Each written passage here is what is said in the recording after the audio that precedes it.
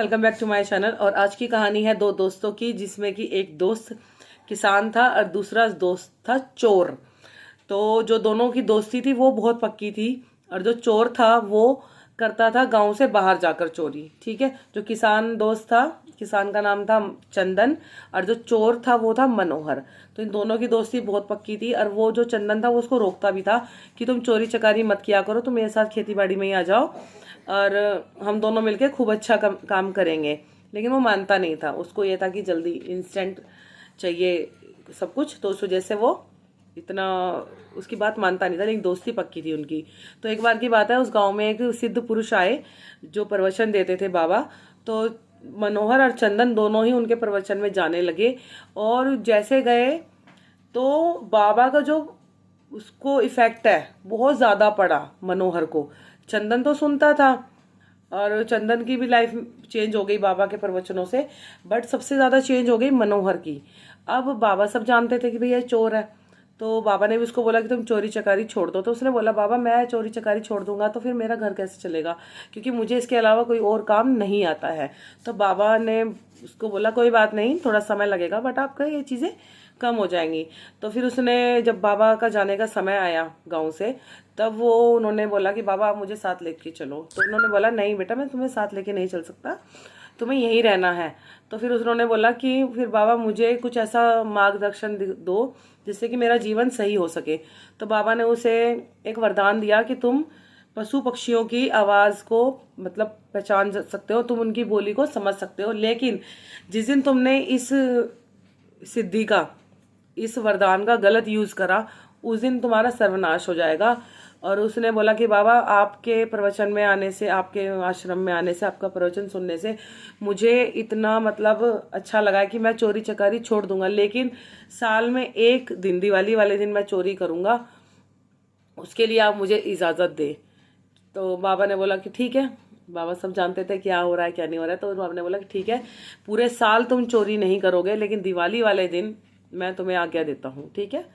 और फिर मतलब इतना वो ज्ञान ग्रहण कर चुका था बाबा से, तो इन फ्यूचर उसको वो एक साल में जो एक दिन चोरी करने का है वो भी नहीं आया कि वो चोरी करे। तो ये अब उसके पास सिद्धि आ गई थी कि वो पशु पक्षियों की आवाज़ को समझ सकता था। तो बाबा चले गए अपने दूसरे गांव, दोनों दोस्त गांव में थे, आराम से रह रहे थे। तो एक दिन की बात है कि जो चंदन है, किसान जो है, उस चंदन किसान की बहन का ब्याह आया। अब यह ब्याह सूझ गया, अब एक हफ्ते के अंदर शादी करनी है। तो अब उसके पास पैसे की कमी आ गई। अब उसने अपने दोस्त को बोला कि मुझे पैसे की आवश्यकता है, तुम्हें कहीं ना कहीं से अरेंजमेंट करके लाना पड़ेगा। अब उसने बोला कि यार मैं चोरी तो मैं कर नहीं सकता, चोरी मैंने छोड़ दी है। तो उसने बोला मुझे नहीं, मतलब पहला दोस्त जो था उसको चोरी करने के लिए मना करता था, लेकिन अब वही दोस्त उसको कह रहा है कि मुझे नहीं पता, तुम कहीं से भी कैसे भी करके मुझे पैसे ला के दो। उसे 500 रुपये की ज़रूरत थी, उस समय 500 रुपये बहुत हुआ करते थे।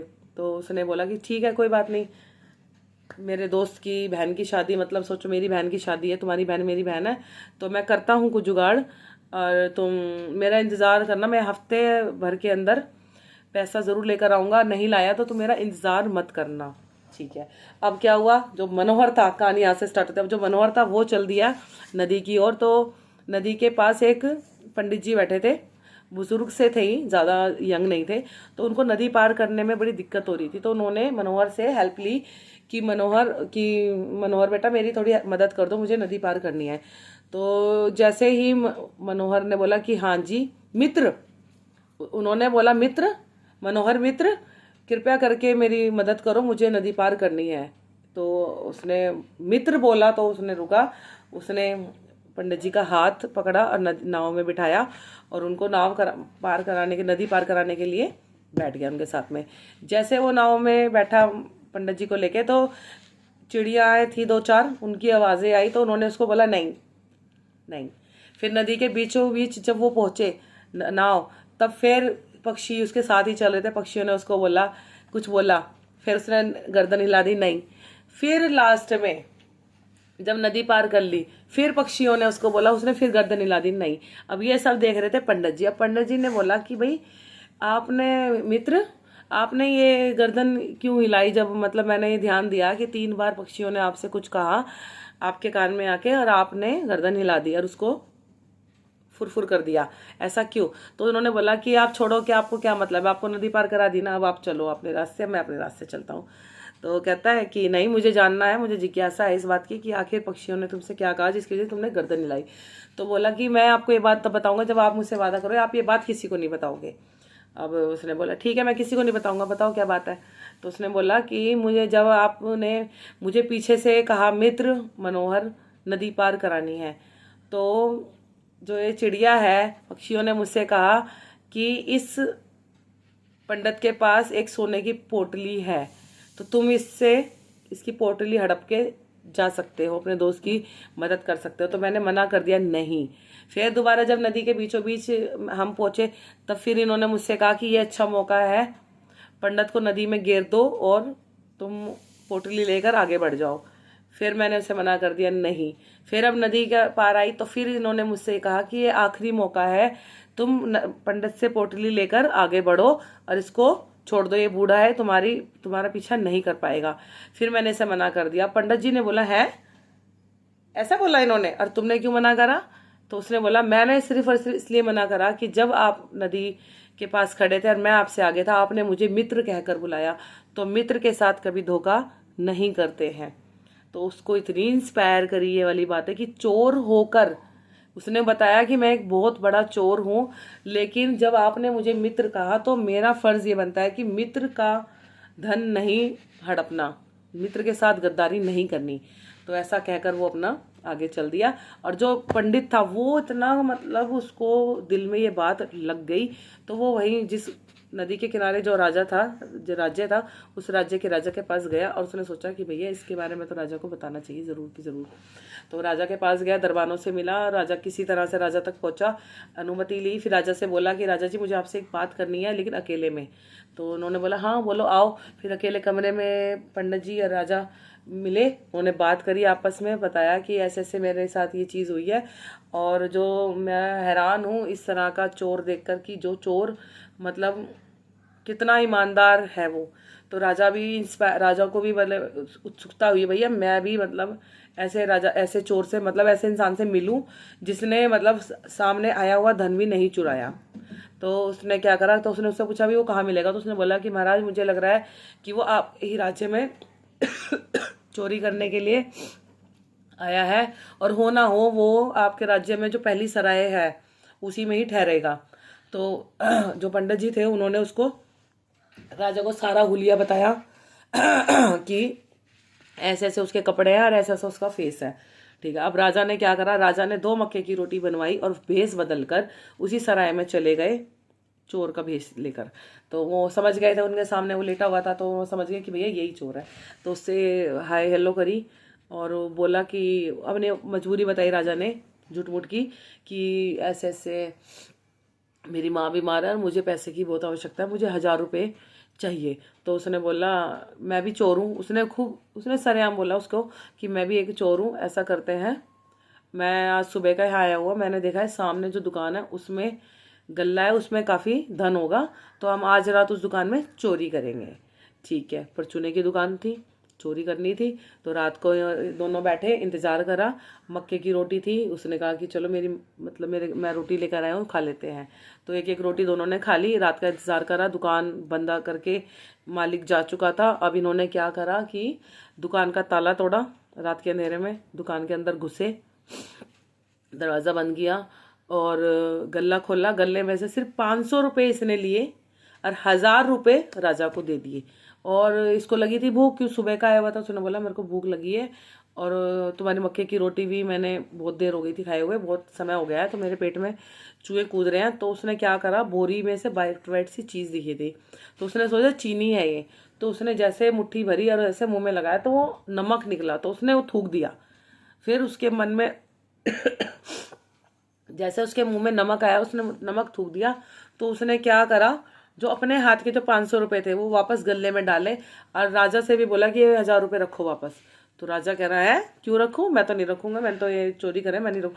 तो राजा को उसने एक लगाया चाटा, पता तो था नहीं राजा है वो उससे 1000 रुपये लेके रखे। अब वो वापस आ गए। अब आके सराय में आके बोला कि ये क्या था, हमने इतनी मुश्किल से इतनी मेहनत से चोरी करी और तुमने पैसे वापस रख दिए। तो उसने बोला मैंने पैसे वापस इसलिए रख दिए कि जिस चीज़ को मैंने चीनी समझकर खाया वो नमक था, और जिसका नमक खाते हैं उसे कभी भी नमक हलाली नहीं करते, उससे कभी गद्दारी नहीं करते, इसीलिए मैंने पैसे वापस रख दिए। कल हम कुछ और सोचेंगे, कुछ और देखेंगे। तो बोला चलो ना अभी चलते हैं, दोबारा देखते हैं कोई और दुकान होगी वहाँ चोरी करते। कह रहा नहीं, उसने मना करे, नहीं एक बार ही करनी थी, आज कर लिया, अब इसके बाद हम कल देखेंगे, अब कल क्या करना है। तो ऐसा करके सो गए दोनों। अब सुबह उठे, अपना मुँह हाथ वहाथ धोया, तो राजा ने उसको ये सलाह दी, ऐसा करते हैं, यहाँ का जो राजा है ना, मुझे उसके खजाने का सारा पता है, क्योंकि मैं पहले ना वहीं काम करता था, और राजा के दुर्व्यवहार के कारण मैं चोर बन गया, और मुझे पता है राजमहल का सारा रास्ते, सब कुछ पता है। ऐसा करते हैं, आज रात हम राजमहल में चोरी करेंगे। और राजा के मन में यह था कि मैं भी अपनी प्रजा, अपना उसको देख लूँ, सैनिकों को, दरबानों को, भाई कैसे कौन वो करता है, मतलब कैसे कोई पहरा देता है। तो उसको ये टेस्टिंग का मौका मिल गया। तो अब क्या था, दोनों चोर, दोनों मनोहर और राजा जो थे चोर के वेश में, अपने राज्य की, अपने महल की तरफ आगे बढ़े चोरी के लिए। तो उन्होंने देखा कि दरबार आधी रात के बाद खर्राटे मार के सो रहे हैं, ठीक है, एक कुत्ता है और एक उनका तोता है, वो भी सो रहे थे, ठीक है। तो कुकू कुकू तो खैर हो गई थी शुरू करनी, लेकिन वो आपस में बातें कर रहे थे, ठीक है। तो अब क्या था कि अब वो पहुंच गए धीरे धीरे राजा के खजाने तक। सब सो रहे हैं, किसी को होश खबर नहीं है कि राजमहल में दो अनजान आदमी घुस रहे हैं और कोई उनको देखे। लेकिन जो जानवर थे वो देख रहे थे, वो देख रहे थे, और वो आपस में बातें कर रहे थे, आपस में बातें कर रहे थे। जो तोता और कुत्ता है वो आपस में बातें कर रहे थे, भूखा नहीं कुत्ता एक बार भी। तो अब ये चीज़ें उसको पता थी। तो क्या हुआ, जैसे वो पहले कक्ष में घुसा दरवाजे पर, तभी वो कुकू कुकू कर रहे थे, तभी उसने ध्यान नहीं दिया। लेकिन फिर वो दूसरे उसमें गए, जैसे पहला दरवाज़ा खोला तब कुकू कुकू कर रहा था कुत्ता, फिर उससे आगे और बढ़े, फिर कुकू कुकू कर रहा था कुत्ता, और वो भी मतलब भौंका कोई भी नहीं, पक्षी भी नहीं, पक्षी ने भी शोर नहीं मचाया, राजा के कुत्ते ने भी शोर नहीं मचाया, और जो दरबान थे वो सो रहे थे। अब जैसे वो खजाने के पास पहुंचा और जैसे उसने खजाना उठाया, तब फिर कुत्ता कुकू कुकू करा और पक्षी ने भी वापस में बातें करी। और फिर उसने क्या करा, वो सारा धन जो उसने हाथ में लिया था वो रखा, और वो जो चोर था, राजा जो चोर बन के वेश में थे, राजा के पैरों में गिर गया और माफ़ी मांगी कि महाराज मुझे माफ़ कर दीजिए, जो मैं आपके खजाने में चोरी करने आया, मुझे बस आप इसमें से 500 रुपये दे दीजिए जो मेरे दोस्त की बहन की शादी के लिए देने हैं, और उसके बाद आपका जो भी दंड होगा मैं उसे एक्सेप्ट करूंगा, आप मुझे कोई भी दंड दे सकते हो, मैं कहीं नहीं भागूंगा। लेकिन मेरे दोस्त को 500 रुपये की बहुत ज़्यादा ज़रूरत है, क्योंकि उसकी बहन की शादी है, और अगर वो उस तक पैसे नहीं पहुंचे तो उसकी बारात लौट जाएगी, जो कि बड़े अपमान की बात है। तो राजा ने बोला है, इसको कैसे पता लगा मैं राजा हूँ। तो क्या हुआ, तो अगले दिन सुबह हो गई थी, तो राज दरबार लगा। राजा उस समय कुछ नहीं बोला, राजा ने उस समय कुछ नहीं कहा, चुपचाप अपना वो बाहर निकले, सोए। फिर राज दरबार लगा, राजा अपने पूरे राजा के भेष में बैठे, और दरबार वो भी मनोहर चोर भी दरबार में खड़ा था। तो अब राजा ने उससे बोला कि भैया ये बताओ, सारी बताई प्रजा, राजा उसको दरबार को सारी बातें बताई कि ऐसे ऐसे ही बात थी। अब उन्होंने बोला अब ये बताओ तुम्हें कैसे पता लगा मैं राजा हूँ। तो उसने बोला कि महाराज जब मैं दरवाजे में हम घुस रहे थे, तभी आपका जो कुत्ता है और वो आपका तोता है वो आपस में बातें कर रहे थे कि ये अपने ही घर में चोरी करने आ गए हैं, आज ये क्या हो गया है। फिर भी मैंने उस बात को ध्यान नहीं दिया। फिर जब मैं आपके खजाने के दरवाजे तक पहुंचा, फिर वो आपस में यही बातें कर रहे थे कि आज राजा को कैसे याद आई अपने खजाने की, फिर भी मैंने ध्यान नहीं दिया। लेकिन जब मैंने आपका धन उठाया, तब उन्होंने फिर बोला कि आज राजा के सामने ही राजा का धन चोरी हो रहा है। तब मेरे एकदम माथे में बात ठनकी, और मैं एकदम ये हो गया कि मेरे साथ जो है वो चोर नहीं है, वो राजा है। तो कह रहा आप पशु पक्षियों की बात समझ सकते हो। तो उसने बोला हाँ जी, मुझे एक सिद्ध बाबा ने ये वरदान दिया है, और ये भी कहा है कि अगर मैं इस विद्या का अगर गलत यूज़ करूँगा तो मेरा उस दिन सर्वनाश हो जाएगा, तो मैं वो चीज़ नहीं करता हूँ। और बस आपसे ये आज्ञा है कि आप 500 रुपये मेरे दोस्त को भिजवा दो, उसकी बहन की शादी है, उसके बाद जो आप मुझे दंड दोगे मुझे एक्सेप्ट है। तो उसने बोला मैं तुम्हें कोई दंड नहीं दूंगा, ठीक है। बल्कि दंड तो मैं अपने दरबारियों को दूंगा, वो सैनिकों को दूंगा जो रात को पहरा देने की बजाय सो रहे थे। और कुत्ता क्यों नहीं भौंका? तो बोला कि कुत्ता इसीलिए नहीं भौंका कि कुत्ता आपको पहचान गया था, कुत्ता आपको जानता था कि ये मेरे राजा है। और कोई भी जानवर अपने मालिक पर नहीं भौंकता, इसीलिए वो नहीं भौंके, ना ही उन्होंने शोर मचाया कि वो सैनिकों को उठाएं। तो राजा बहुत इम्प्रेस हुआ उससे। राजा ने दरबारियों के हाथों पैसे भेजे, लेकिन उसके दोस्त ने भी पैसे लेने से मना कर दिया कि नहीं, मेरे दोस्त ने कहा था वो स्वयं पैसे लेकर आएगा तब मैं पैसे लूंगा, ये पैसे मैं नहीं ले सकता। सोचो, एक दिन बाद शादी है और एक दिन पहले धन आया, उसने लौटा दिया। तो राजा के पास दरबारी वापस आए कि भैया महाराज, वो उसका दोस्त पैसे नहीं ले रहा है, उसने बोला है कि उसका दोस्त आएगा स्वयं पैसे लेके तो वो पैसे लेगा, अदरवाइज वो नहीं लेगा। तो राजा को वो उसका दोस्त भी बहुत अच्छा लगा, भैया ये अच्छी दोस्ती है, अरे दोस्त भी बड़ा, ये चोर भी बड़ा ईमानदार है जो अपने असूलों पे है, जिसने पंडित को भी बख्श दिया सिर्फ ये कहने पे, सिर्फ मित्र कहने पे पंडित का पैसा नहीं चुराया और पंडित को छोड़ दिया। और किसी का हल्का सा नमक जो चखा था उसकी वजह से उसने वो पैसे भी छोड़ दिए। और राजा मतलब जानता था कि ये राजा है, उसके बावजूद भी उसने अपनी सच्चाई बताई और राजा का सम्मान करा और धन नहीं चुराया, जो राज्य का जो धन था, खजाना था, उसे नहीं चुराया। तो राजा ने ये फैसला किया कि तुम्हारे दोस्त की शादी में मैं भी तुम्हारे साथ चलूंगा और हम दोनों जाएंगे। दोनों गए, बहन की खूब अच्छे से शादी करी, राजा ने करवाई, खूब धन दिया और उसको, उसके दोस्त चंदन को और उसको अपने दरबार में नौकरी पर रखा। और इन फ्यूचर जो मनोहर की जो ये प्रतिभा थी पक्षियों की आवाज़ पहचानने की, मतलब उनकी बोली समझने की, तो वो राजा के बहुत काम आई। तो आज की कहानी हो गई है 16-17 मिनट की। तो आई होप आपको अच्छी लगी होगी, क्योंकि कहानी मुझे भी बहुत अच्छी लगी है। और जय Shri Ram, thank you so much.